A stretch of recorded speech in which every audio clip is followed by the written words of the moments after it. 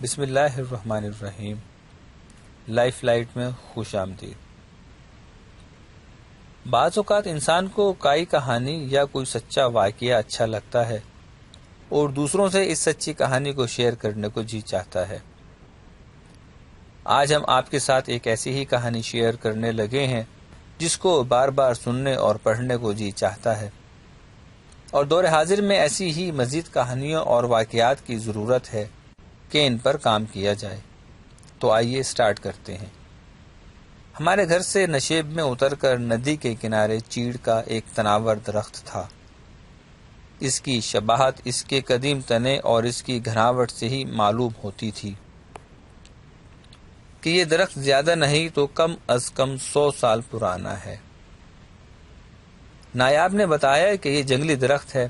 میں نے اس بات میں نایاب سے کبھی اتفاق نہیں کیا۔ جتنے بھی چیڑ کے جنگلی درخت ہوتے ہیں وہ قدآور نہیں ہوتے، اس کا تنا دیو ہیکل سا نہیں ہوتا اور اس کی کچھ خاص گھناوٹ نہیں ہوتی۔ جن درختوں کی گھناوٹ زیادہ ہوتی ہے وہ کسی شخص کے ہاتھ سے لگائے درخت ہوتے ہیں، اور وہ شخص کوئی اللہ والا ہی ہوتا ہے۔ شکر ہے کہ مجھے نایاب نے یہ نہیں کہا کہ یہ درخت ان کے دادا جی نے لگایا تھا، کیونکہ مجھے تو نہیں لگتا کہ نایاب کا دادا جی اللہ والا بھی ہو سکتا ہے۔ اس درخت کے نیچے اس کی گھنی چھاؤں میں ٹھنڈے پانی کا ایک چشمہ بھی تھا۔ ندی کنارے بنے راستے پر جو بھی راہگیر گزرتے وہ اس درخت کے نیچے تھوڑی دیر سستانے کے لیے رک جاتے تھے، چشمے کا ٹھنڈا پانی پیتے، آپس میں چہلیں کرتے اور پھر اپنے راستے پر روانہ ہو جاتے۔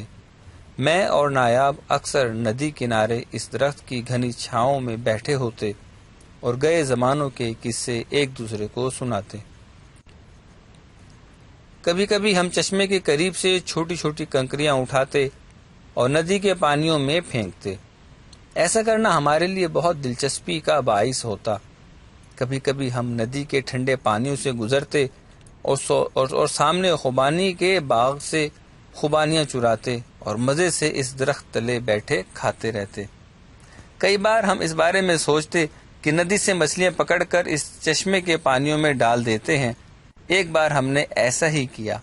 ہم نے ندی میں مچھلیاں پکڑنے کا کانٹا ڈالا۔ کچھ دیر بعد دھاگے کے ساتھ حرکت محسوس ہوئی تو ہم نے کانٹا باہر کھینچا۔ ایک مچھلی اس کے ساتھ باہر آئی۔ جب تک ہم نے اس کے منہ سے کانٹا آزاد کرنا چاہا تو صرف مچھلی مر چکی تھی، بلکہ اس کے منہ سے بہت سارا خون بہہ رہا تھا۔ اب میں اس حرکت کے بارے میں سوچتا ہوں تو میرے کہے پھوٹتے ہیں۔ مجھے نہیں معلوم کہ نایاب کو یہ احمقانہ حرکت یاد بھی ہوگی یا نہیں، اور میں اس سے پوچھتا کہ کوئی راستہ ہی نہیں پوچھنے کا۔ ایک بار ہم نے یہ بھی سوچا کہ ندی سے زندہ مچھلی کیسے پکڑی جائے۔ جب کوئی راستہ نظر نہ آتا تو کئی خیالوں اور پرانے زمانوں کے بادشاہوں کے قصے اور پریوں کی داستانیں ہمارے ذہن سے مچھلیوں کا خیال نکالتی اور ہم بھول جاتے کہ ہم نے زندہ مچھلیاں بھی پکڑنی تھیں۔ چیڑ کے درخت سے کبھی کبھار کوئی پائن کون گرتا تو ہم اس پر جھپٹ پڑتے اور اس سے چلغوزے نکال کر مزے سے کھاتے۔ ہم اگرچہ اچھے دوست کے طور پر اس درخت کی گھنی چھاؤں میں بیٹھے ہوتے، لیکن پائن کون پر اگر نایاب پہلے جھپٹ گئی تو مجال ہے کہ وہ مجھے ایک چلغوزہ بھی دے، اگرچہ میں اپنے حصے کا سارا پائن کون ہی اس کے حوالے کر دیتا۔ ہم اکثر گھر سے اپنے ساتھ کھانے کی کوئی چیز یا موسمی پھل وغیرہ لے جاتے، انہیں ندی کے شفاف پانیوں سے دھونے کے بعد چشمے کے یخ پانیوں میں رکھ دیتے اور مزے سے کھاتے۔ اس دوران میں اسے اقبال اور حبیب جالب کے انقلابی اشعار سناتا اور وہ مجھے فضول قسم کے ڈائجسٹوں سے جادوئی کہانیاں سناتی۔ چیڑ کے اس درخت سے ہماری کئی یادیں وابستہ تھیں۔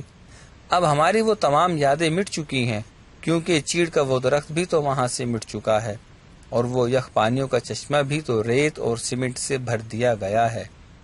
اس کے اب انسال بند ہو گئے ہیں اور اب وہاں سے پانی نہیں پھوٹتے۔ گاؤں کے زمیندار نے ندی کنارے اپنی زمینوں تک سڑک نکال لی ہے اور چیڑ کے اس درخت کو بے دردی سے کاٹ دیا گیا ہے۔ اب وہاں سے کوئی گزرتا ہے تو وہاں ٹھہرتا ہی نہیں، کیونکہ وہاں اب چیڑ کا درخت ہی نہیں۔ شاید وہ درخت نایاب کے دادا جی نے لگایا تھا، جو مزید نہ ٹک سکا اور کٹ اور نایاب بھی تو نہ ٹک سکی۔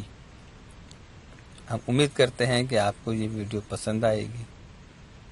کمنٹ سیکشن میں اپنی رائے کا اظہار ضرور کیجیے اور اپنے حصے کی شجر کاری مہم میں اپنا حصہ ملائیے۔